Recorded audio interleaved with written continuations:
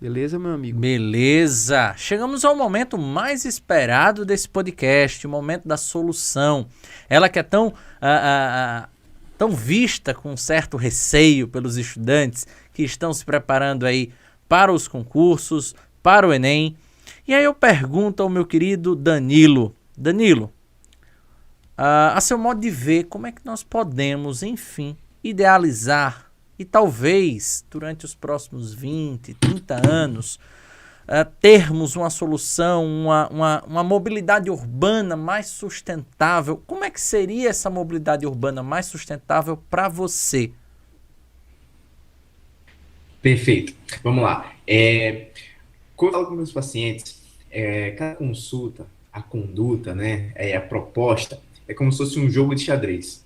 Então, a gente tem cada movimento, ele é feito pensando em um próximo. Então, no contexto de promoção de saúde, a gente tem um tripé, que é o exercício, é a nutrição e é o sono. Então, como é que eu faria, né, a proposta do primeiro movimento desse jogo de xadrez e até puxando para o seu bate-papo em relação à obesidade, que eu já deixei até salvo aqui para eu ver também. É um processo de ensinamento. As pessoas têm que entender o porquê de fazer as coisas. E nesse primeiro momento, seria você entender o que é que você está comendo, tá? Para a gente, primeiro ponto, tratar esse contexto de obesidade.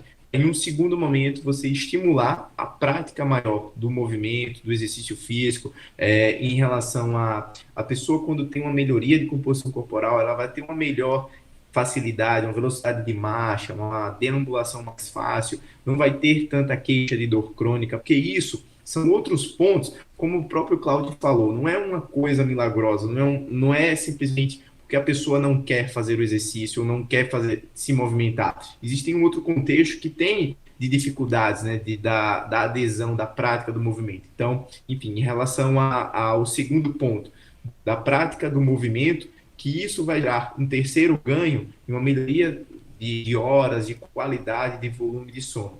Então, um investimento no processo de educação. Então, todo esse bate-papo aqui, eu gostaria muito que se pulverizasse, que as pessoas absorvessem, que as pessoas entendessem esse processo e que tivesse uma ação. Então, vou novamente aproveitar a fala do Cláudio.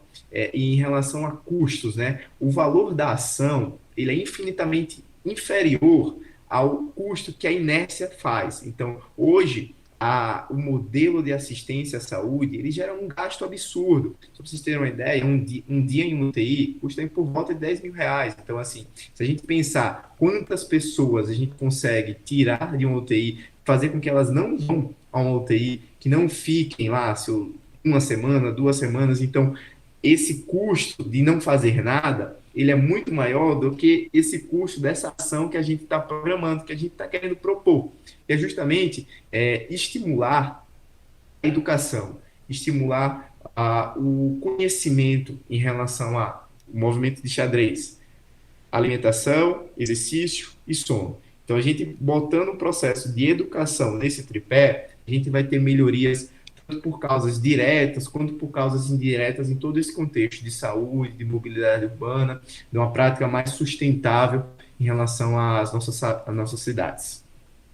A educação sempre é a base e a chave para tudo, não é mesmo, doutor Danilo? Claudinho, Certamente. como é que você enxerga a mobilidade urbana? Se é possível a gente encontrar uma mobilidade urbana mais sustentável para os próximos anos e as próximas gerações? É possível, Mário, desde que nós possamos mudar a nossa forma de ver a cidade. Uma cidade menos para os carros e uma cidade mais para as pessoas. Porque a cidade, originalmente, é feita para as pessoas. Só que com o processo de revolução industrial, de simbologia do carro, do consumismo e etc., a cidade se tornou para o carro. Então, quando vou lá, não vou falar dos outros, vou falar de mim. Por que eu busco a periferia? Porque a periferia é mais barata. Simples por isso. A periferia é mais barata.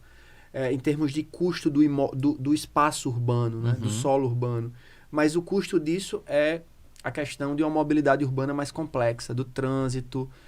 E quando a gente pensa, poxa, individualmente, um cara lá do Rio de Janeiro que mora na periferia do Rio, você falou em 2 horas, você foi no início, né? Você falou em 2 horas de tempo no trânsito, você foi bem legal, porque se você considerar um trabalhador de baixa renda que mora na periferia, no Rio ou em São Paulo, o cara vai gastar 4 horas por dia tranquilamente, 2 horas para ir, 2 horas e meia para ir, 2 horas e meia para voltar do trabalho.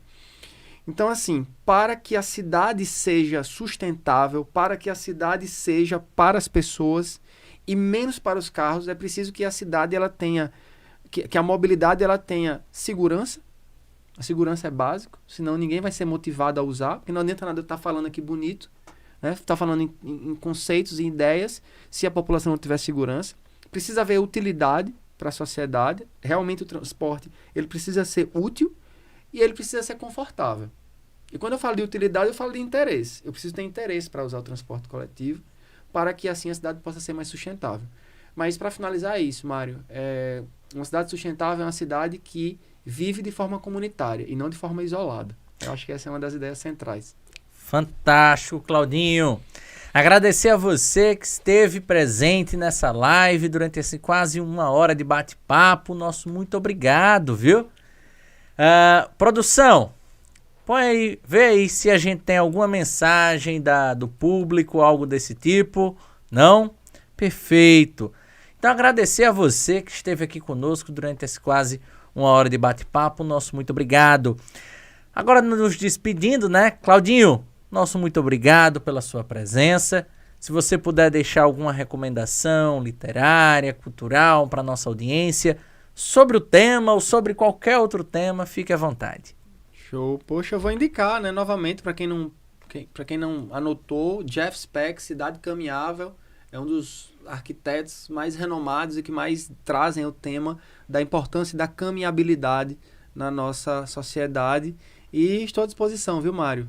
Sempre que precisar, estou à disposição para a gente bater um papo aqui e trazer algumas ideias para os alunos. Será uma grande honra para mim, Claudinho, como sempre foi, recebê-lo aqui em nossa casa, aqui em nosso Redação 360. Gente, nosso muito obrigado. Acompanhe o podcast Redação 360 nos seus agregadores, aqui no YouTube, se inscreva no canal, deixe o seu curtir e, claro, se dedique. Está cada vez mais próximo, você está cada vez mais próximo de realizar seu sonho. Independente de qual venha a sê-lo, se você luta, se você é constante, se você não desistir dele, saiba que ele vai se realizar. É assim que a gente encerra o podcast Redação 360 de hoje. O nosso muito obrigado e até a quinta-feira